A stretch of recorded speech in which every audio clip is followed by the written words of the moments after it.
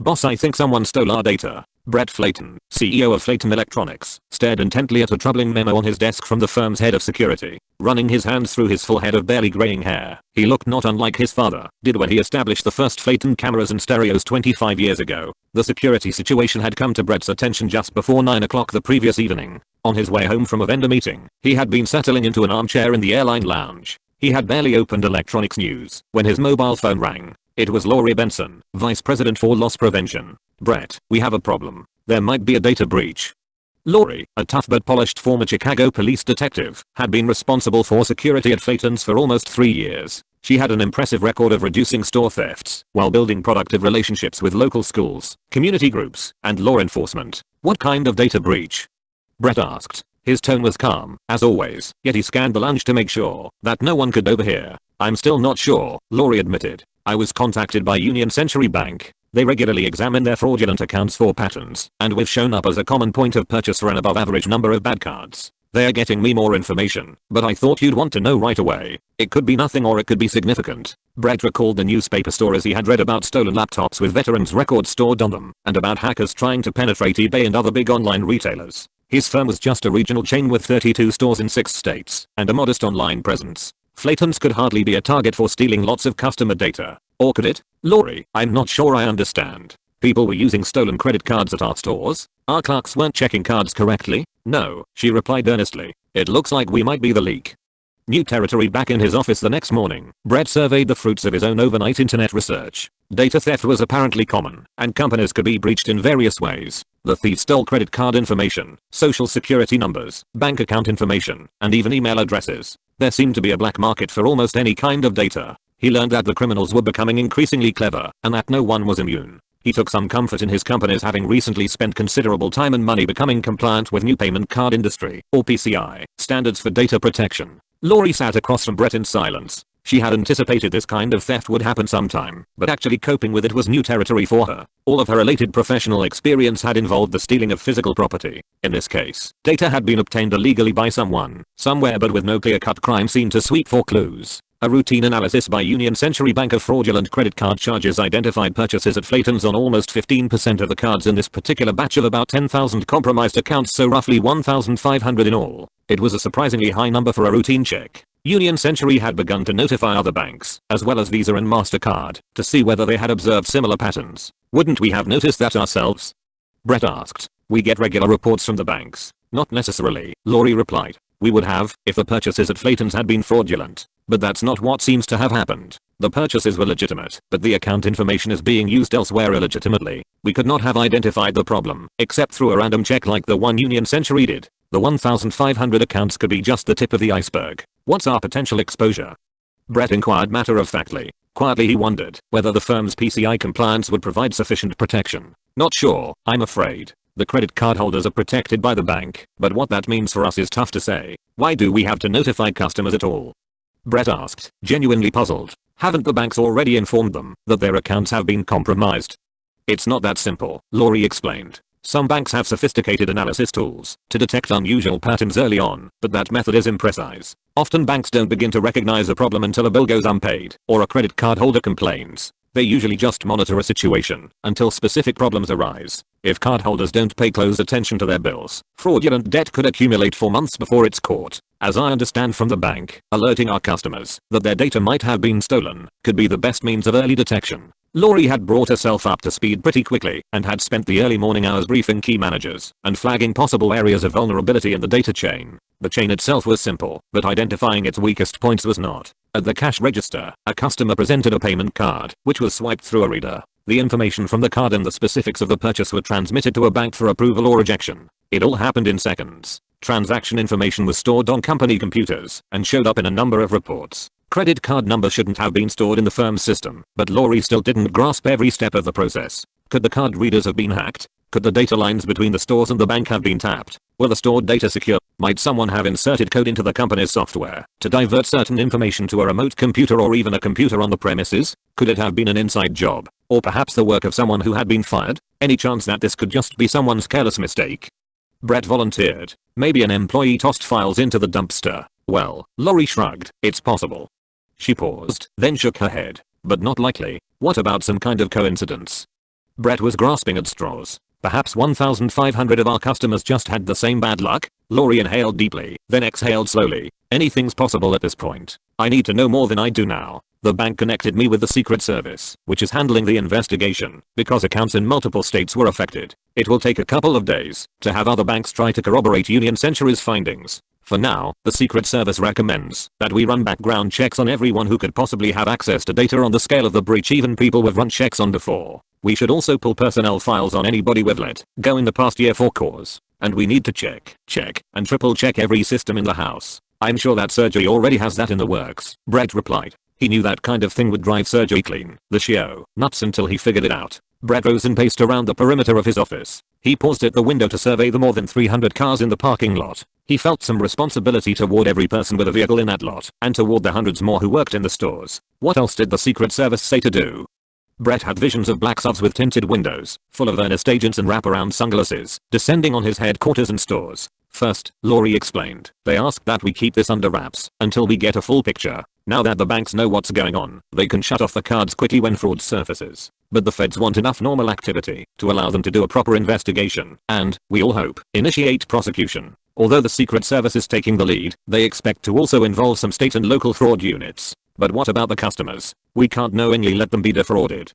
Brett was uncharacteristically adamant. This business was built on trust. Our reputation for a square deal is a competitive advantage. I don't ever want to have to look a customer in the eye and offend not being straight with him. This business was built on trust. Our reputation for a square deal is a competitive advantage. I don't ever want to have to look a customer in the eye and offend not being straight with him. It's a question of the greater good, Lori offered. The customers will not be responsible for the charges. They're fully covered. We have to nail the bastards who did this. Limited defenses. Brett couldn't bear to just wait for answers. He quickly ushered Lori out of his office, cancelled his next meeting, and made his way past a dozen grey cubicles toward Sergey's haunt. Listening to the sounds of fingers clicking on keyboards and file drawers opening and closing, he couldn't help but marvel at how much information was available to anyone in those cubicles at any time. As Brett arrived at Sergey's door, the CEO was slamming down his phone in frustration. Brett's attention shifted from the receiver directly to Sergey's eyes. Sergey swallowed. Sergey, what do we know? We are still trying to determine what happened, the CEO offered meekly. But we are sure that our PCI systems were working, right? Brett pushed. Becoming PCI compliant is complicated, Sergey hedged, especially when you're constantly improving your own technology. He ran through a laundry list of the complexities of recent improvements. At any given moment, Sergey had 3 or 4 high-priority tech projects in various stages of implementation. It was a constant juggling act. Brett, in a rare display of anger, pounded his fist on Sergey's desk. Are you saying, Sergey, that we are not actually PCI compliant? Sergey stiffened. We meet about 75% or so of the PCI requirements. That's better than average for retailers of our size. The response was defensive but honest. How have we been able to get away with that? Brett growled. He knew that PCI compliance, which was mandated by all the major credit card companies, required regular scans by an outside auditor to ensure that a company's systems were working with stiff penalties for failure. They don't scan us every day, Sergey demurred. Compliance really is up to us, to me, in the end. Core values at risk. The wall across from Brett's office was covered with hundreds of photographs taken with cameras bought at Flayton's. Weddings, vacations, graduations, sunsets, and smiling infants all sent in by customers. Similar displays brightened the walls of every Flayton Electronics store to remind employees that customers are not just wallets who buy your products. One of the pictures closest to Brett's doorway was of his father handing over a poster-sized check to a local charity. As Brett contemplated the photos, he wondered whether he had pushed growth too quickly. After his dad retired, Brett ramped up his ambitions. He had sought private equity investment a few years ago, and he was constantly aware of his obligation to deliver the returns he'd promised. His strategy had been aggressive, but he was confident in it until now. Had he been short-sighted about the infrastructure needed to run a much larger company? Had his company's needs outgrown the capabilities of his longtime staff?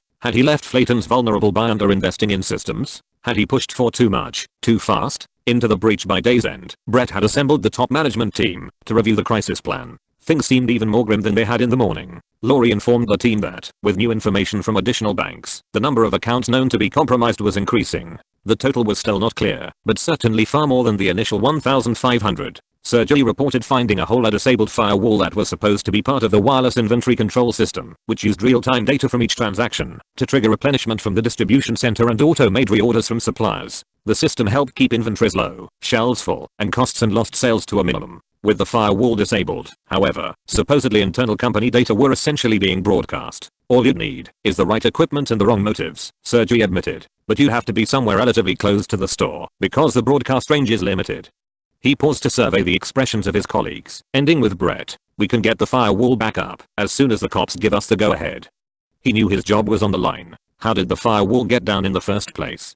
Laurie snapped. Impossible to say, said Sergey resolutely. It could have been deliberate or accidental. The system is relatively new, so we've had things turned off and on at various times as we've worked out the bugs. It was crashing a lot for a while. Firewalls can often be problematic. Brett looked at the human resources director, Ben Friedman, who had several personnel folders in front of him. We've had 5 departures of people who were involved with that system in some way, Ben said, thumbing through the files one by one. 2 resignations, 1 to return to grad school, 1 termination for a failed drug test, and 1 termination for downloading inappropriate material using company computers.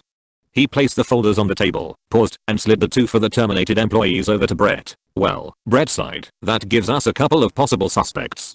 He turned to the communications director, Sally O'Connor. Earlier that day, she had handed Brett a memo outlining 3 communications options, which Brett had been contemplating ever since. Holding a press conference would get Flaytons out in front of the story, and it would, Brett thought, be the most forthright approach. He was troubled by Sally's second option, informing customers, by letter, that there had been a breach, and that the situation was being addressed. He felt it might generate more customer anxiety than reassurance, and could make Flaytons appear to be hiding something. The final option, do nothing until law enforcement was ready to go public, was the easiest in the short term, because it put the decision in other hands. Daryl Huntington, longtime outside counsel for Flaytons who had been briefed late the previous night, rose from his seat. Let me say a couple of things. First, we still have no definitive proof here. All the evidence is circumstantial, and from my review of past cases, it's clear that whoever goes public first is the entity that gets sued. Who would be most likely to bring the suit? Asked CFO Frank Ardito. No customer will suffer financial damage, right? The banks protect them. We could be sued on any number of grounds I won't go into here, said Daryl, but other breaches have brought lawsuits from customers, banks, and even investors. Whether you win or lose, it costs you, and there's bound to be a lot of media coverage. Aren't we required to disclose this to our customers immediately? Frank inquired. 3 of the states in which you operate require immediate disclosure, and the other 3 do not, Daryl noted. But from what I understand, you don't know what role, if any, Flaytons has in this possible crime. A bank has identified a pattern. There seems to be a correlation between cards with fraudulent activity and cards used to make purchases at Flaytons. That could be a coincidence. At this time, we have no actual evidence of a data breach at Flaytons. None. What are we supposed to do? Brett pressed. Doing nothing is not an option. Not for me. That is exactly what you should do, Daryl asserted. He turned to Sally. Your communication strategy should be not to talk to anyone. If you do get a call from the media, simply confirm that Flaytons has been contacted by law enforcement authorities regarding an investigation about which you have been given no information, and with which you are cooperating fully. Refer them to the Secret Service. They don't tell anybody anything. That may work for now, Brett acknowledged. But, Sally, I want you to anticipate the next steps. However we communicate eventually, I want to offer straight talk, not spin. Daryl sat down. Brett knew there were no easy answers. His online search last night had turned up a recent survey documenting that customers are reluctant to shop in stores known to have data breaches. Daryl was arguing that Flaytons could be vulnerable simply by trying to do the right thing and getting the news out quickly. Yet, the company's future depended on its reputation for fairness, one painstakingly earned over decades by Brett's father. Well, the decision may soon be out of our hands, said Sally. I was reviewing the affected accounts, and one very interesting name cropped up. Dave Stevens, evening news anchor at KCDK-TV. Apparently, we installed a home theater for him. She turned to Brett. Stories like this always leak somehow. Brett shifted his jaw, pushed back his chair, and stood. So if I understand this correctly, we have circumstantial but strong evidence that a breach has occurred. We have 2 former employees who might or might not be involved, some states that require we disclose, feds who want us to shut up, and a television personality among the victims. If we disclose, we'll probably get sued. If we don't, the story will eventually leak. The feds may get the perpetrators if we give them time, but there's no guarantee. No matter what, our reputation is on the line, and competitors will start running promotional specials to lure customers away first chance they get. And I'm wondering if I can ever look a customer squarely in the eye again. Did I miss anything? Brett leaned forward and put both hands firmly on the table. His eyes met those of each member of his team. He knew and trusted them all. The one thing I'm sure of is this: the Flayton name means something to me, to our employees, and to our customers. We are going to decide what to do today. How should the Flayton Electronics team respond to the crisis? James E. Lee, James.Lee at choicepoint.com, is the Senior Vice President and Chief Public and Consumer Affairs Officer at ChoicePoint, based in Alpharetta, Georgia. How you react to news of a security breach at your company is, as a practical matter, much more important than what actually happened. Whether your business can survive the episode will depend on the corrective action you take and how you communicate about it to the various stakeholders. My firm's experience offers an excellent illustration. ChoicePoint provides decision-making insight to businesses and government through the identification, retrieval, storage, analysis, and delivery of data about individuals and institutions. In 2005, our company was the victim of a fraud scheme in which criminals posed as customers to obtain the personal information of 145,000 people from our data systems. No technology breach occurred, but the media characterized the incident as if one had. We discovered the nefarious activities ourselves and reported them to the Los Angeles County Sheriff's Department, with whom we set up a sting operation that eventually led to the prosecution of a Nigerian crime ring. We agonized over choosing the right strategy for alerting consumers whose data may have been obtained fraudulently from ChoicePoint. In the end, we notified everyone believed to be at risk, regardless of their state of residence. We updated employees daily, and we had frequent conference calls with managers and officers. Our CEO and other senior executives visited key customers and investors to share the many new policies and procedures we were adopting to prevent a recurrence. All of these stakeholders were, we recognized, pivotal to our survival. Some of our preventive steps were radical, including abandoning a line of business worth $20 million because of its potential to risk a future data breach. Changes in culture often were required. For example, every employee must now pass yearly privacy and security training courses as a condition of employment. At ChoicePoint, we learned quickly that in situations like these, many factors are beyond your control. The media can be a huge distraction, but it's much worse than that. You face inquiries from many quarters, in our case from multiple state attorneys general, the Federal Trade Commission, and the US Congress. You might be sued by banks, by others involved in the credit card transaction chain, such as processing companies and consumers, by shareholders, and even by employees and retirees. For Flayton Electronics, moving swiftly in the face of crisis will be essential. Timing is a crucial factor in the inevitable lawsuits, which focus on what executives knew and how long they knew it before going public. Beyond fixing the firm's weaknesses in data security, CEO Brett Flayton must develop a brand restoration strategy. The company should, as ChoicePoint did, notify the affected customers rapidly, set up toll-free information hotlines, and offer credit monitoring services.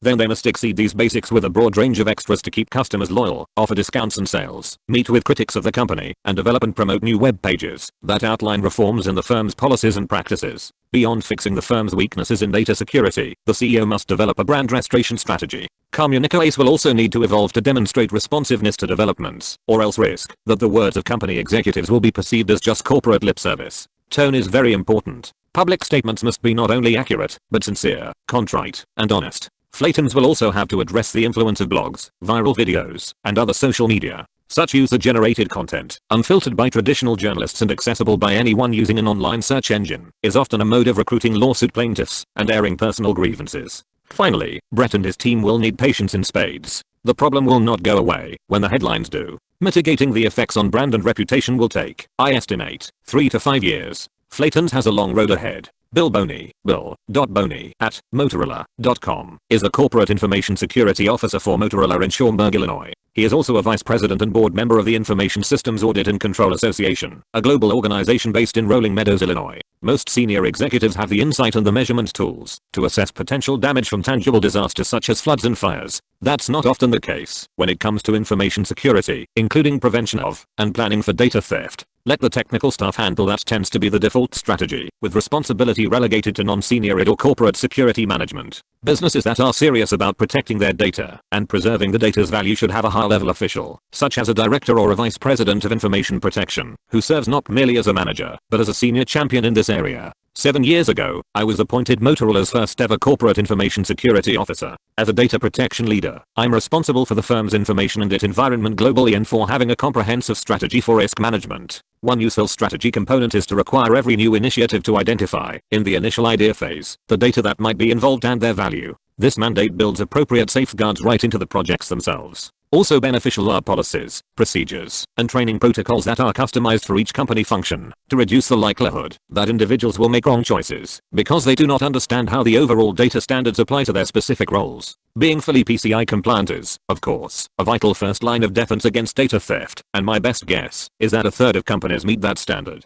However, increasingly capable cyber adversaries do not give up and offer their congratulations because you did what you were supposed to do. During my tenure in information security, hobbyist hacking has evolved to become a much more sophisticated, parasitic extraction of valuable data from targeted organizations. One common fallacy is that silver bullet technology can save a day. I've seen organizations spend hundreds of millions of dollars on security safeguards that were penetrated by a knowledgeable person with a handheld device. For example, Motorola proved to one of its customers, who had invested heavily in some of the best protection technology available, that we could access their core business systems using just a smartphone and the internet. To prevent and cope with data breaches, you need people on hand with the digital expertise to match wits with tech-savvy cybercriminals and to understand the systems they're targeting. Data protection isn't necessarily a core competency of either INIT or a traditional loss prevention team. Also indispensable are knowledge of the applicable privacy statutes and regulations, and the ability to gather and preserve sources of relevant evidence. You can assemble an internal team of lawyers, accountants, and experienced digital forensic investigators from law enforcement or defense agencies, or use external sources such as law firms, public accounting firms, and consultancies with digital specialization.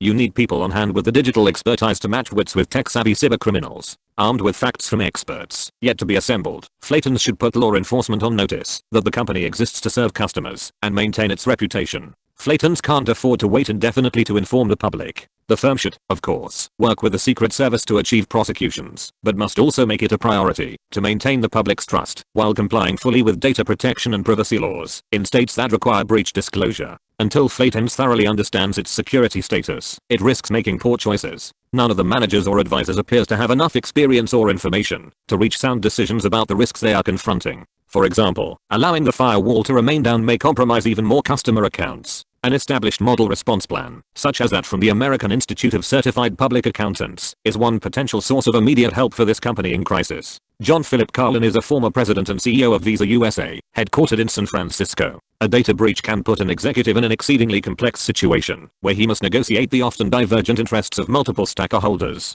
Witness the array of players you would encounter in a case like that of Flayton Electronics. Banks that issue payment cards, such as the fictional Union Century, are often the first to spot possible fraud when their systems identify merchants who are common points of purchase for potentially compromised accounts. For the protection of their cardholders, they strongly support early identification of these merchants. A bank that performs payment processing for a given merchant, called the acquiring bank, is protective of that business relationship and sensitive to the merchant's interests. However, that bank is responsible to payment networks such as Visa and MasterCard for certifying merchant compliance with payment card industry standards. Therefore, the acquiring bank's brand and reputation also are potentially threatened, and its interests are only partly aligned with those of the merchant. Further complicating the situation is the role of law enforcement. The Secret Service has asked Flayton Electronics not to disclose the breach, believing that leaving the system vulnerability in place during surveillance provides the best chance to catch the thieves should they act again. Unfortunately, such requests can be open-ended, and with each passing day the opportunity for the company to lead in communications is frittered away. It is not illegal to refuse such appeals from law enforcement.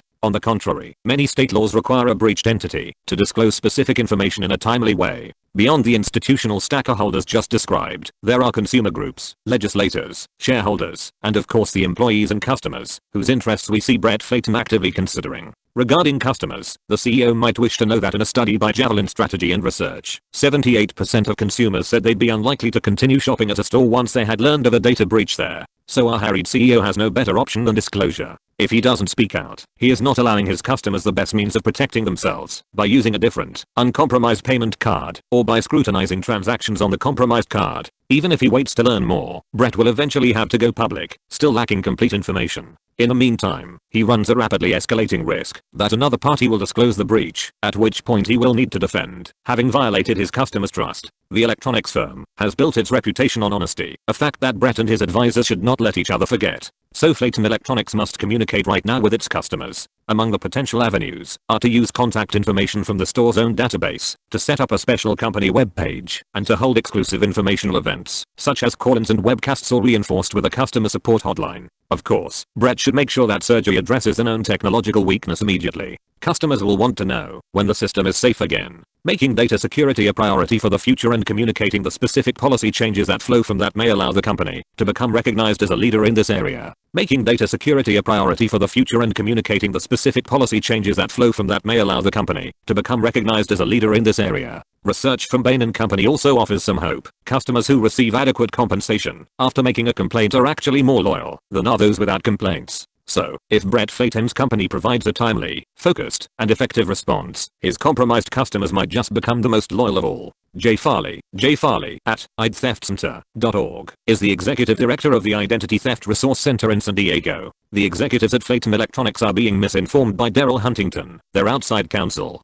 The companies that get sued are not those that are first to go public about a data breach, but those that do so poorly. Right now, Flayton's has no chance of putting out good information because it doesn't have any. Announcing inaccurate information and then having to correct it as a breach investigation evolves would encourage a feeding frenzy of plaintiffs' lawyers. For now, Flayton's should remain quiet, but for reasons different from Daryl's. Another misconception of the management team at Flaytons is that they should consider notifying customers themselves. The credit card transactions belong to a bank that has protections in place for its cardholders. For Flaytons to mire itself in identifying private addresses for and then contacting potentially affected individuals would be to expose itself to liability. Someone else in the transaction chain, such as the credit card processing company, might very well be at fault, in which case it would be wise to wait for that party to come forward first. In fact, it is possible that the Secret Service investigation will show that the electronics retailer was not the source of the breach at all. Law enforcement officials have asked Flaytons to remain tight-lipped while they do their work to give them a better chance of apprehending the criminals. If Flaytons rushes into a public announcement, the bad guys have the chance to disappear, only to resurface elsewhere.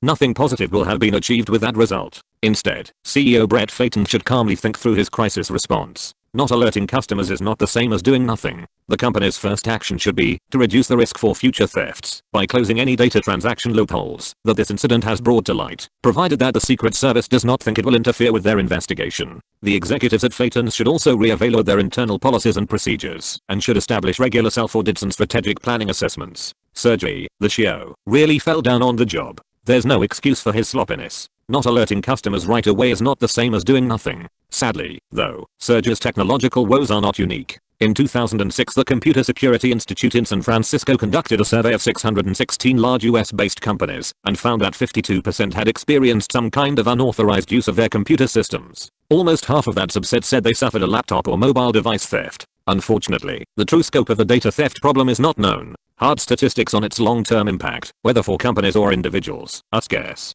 From the Computer Security Institute, we have the figure that only 15% of their surveyed companies suffered financial losses as a result of cybersecurity breaches. We also know that most victims of data theft do not then become victims of identity theft. Typically, a criminal is out to rack up a few quick purchases using stolen credit cards and then move on. In fact, it's likely that customers at Flaytons were victims of this type of fraud. Thieves might reasonably assume that people who have money to buy fancy electronics have enough disposable income not to notice extra charges on their accounts immediately. Perhaps the most worrying indicator is that the criminal industry for information is growing. I can go to MacArthur Park in Los Angeles any day of the week and get $50 in exchange for a name, social security number, and date of birth. If I bring along a list of names and details, I walk away a wealthy man. This gritty new reality illustrates how much the value of personal data is increasing and should encourage every company to take data protection very seriously. A version of this article appeared in the September 2007 issue of Harvard Business Review.